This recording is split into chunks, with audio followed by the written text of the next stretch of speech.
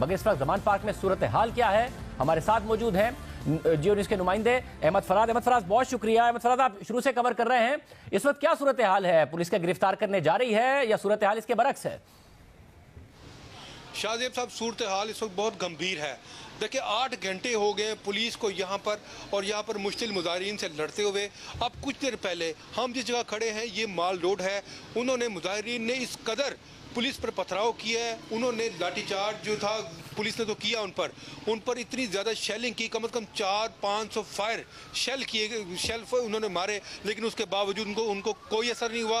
वो अपनी जगह से 1 इंच भी पीछे नहीं हटे, लेकिन उनकी इस बेपनाह मज़ाहमत के बावजूद पुलिस को वहाँ से हटना पड़ गया। और अब आप देख सकते हैं, हम लोग इस वक्त माल रोड के ऊपर खड़े हैं। उन्होंने पुलिस को इतना धकेल दिया, ये तकरीबन कोई आधा किलोमीटर का रास्ता है जो माल रोड से जमान पार्क की तरफ जाता है। पुलिस के दस्ते जो थे 400-500 के मुश्तमिल ये जवान थे, ये भागते हुए ये माल रोड पर आ गए। इन्होंने अपने आप को बचाया और इस वक्त ये माल रोड पर खड़े हैं। माल रोड पर एक तरफ से गुलबर्ग से एक दस्ता आया है, एक यानी मुश्तिल हजूम आया है, एक आया है हंजरवाल की तरफ से मुश्तिल हजूम। उन्होंने अब माल रोड पर नहर के ऊपर भी पुलिस के साथ उन्होंने झड़पें शुरू कर दी हैं।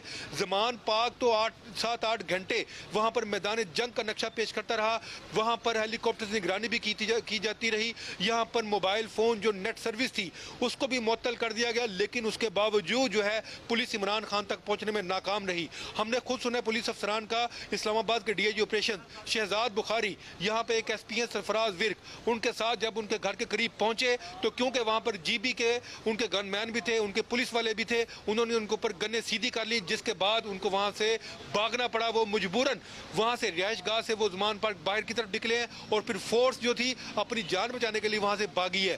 देखें यहाँ पर जब उन्होंने अपनी गनें निकाली हैं उसके बाद फिर उन्होंने रेंजर्स को कॉल की है, क्योंकि जब पुलिस दोनों सूबों की पुलिस जब आमने सामने हो गई, रेंजर्स को बुलाना पड़ा। रेंजर्स यहाँ पे पहुँच गए, लेकिन रेंजर्स के यहाँ पे पहुँचने के बावजूद कारकुन बाज नहीं आए। उन्होंने अपनी मज़ामत जारी रखी। उन्होंने ना सिर्फ वाटर बुजुर्ग को आग लगाई, बल्कि उन्होंने पेट्रोल बम फेंके। उन्होंने पानी की छोटी बोतलों में पेट्रोल डालकर उनको आग लगाकर उन्होंने पुलिस के दस्तों के ऊपर फेंका, जिसके बायस वाटर बुजुर्ग को आग लग गई। यहाँ पर उन्होंने दरख्तों की शाखें तोड़कर उनको आग लगाई। उन्होंने यहाँ का पूरा जो इलाका था मैदान जंग का नक्शा पेश करा था। जो शेल फायर किए गए वो ना सिर्फ इमरान खान की रिहाइशगाह के अंदर गिरे, बल्कि वहाँ से मुल्क का जितनी भी रिहाइशगाहें थी उन तमाम रिहाइशगाहों पर शेल गिरे, लेकिन उन कारकुनों को जरा भी असर नहीं हुआ। वो अब तक लड़ रहे हैं, वो अपनी जान जो है जोखिम में डालकर वो कहते हैं कि हमने इमरान खान को गिरफ्तार नहीं होने देना, जो मर्जी हो जाए।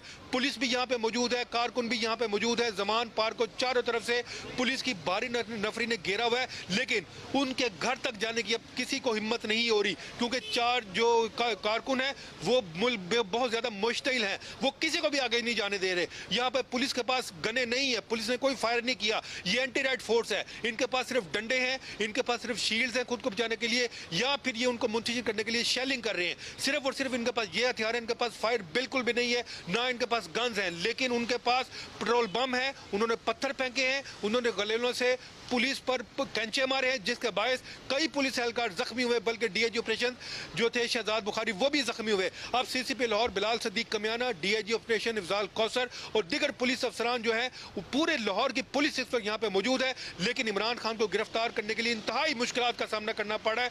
फोर्स जब भी पास जाती है, कारकुन जो है इकट्ठे होकर टोलियों की सूरत में फुल फोर्स पर हमला करते हैं और उनको यहाँ से भागने पर मजबूर कर देते हैं। और इस वक्त फिर क्योंकि आप बता रहे हैं कि जमान पार्क से तो बहुत दूर धकेल दिया है पुलिस को, तो फिर पुलिस का अभी भी गिरफ्तारी का इरादा है क्या? इस वक्त आपको हिकमत अमली नजर आ रही है?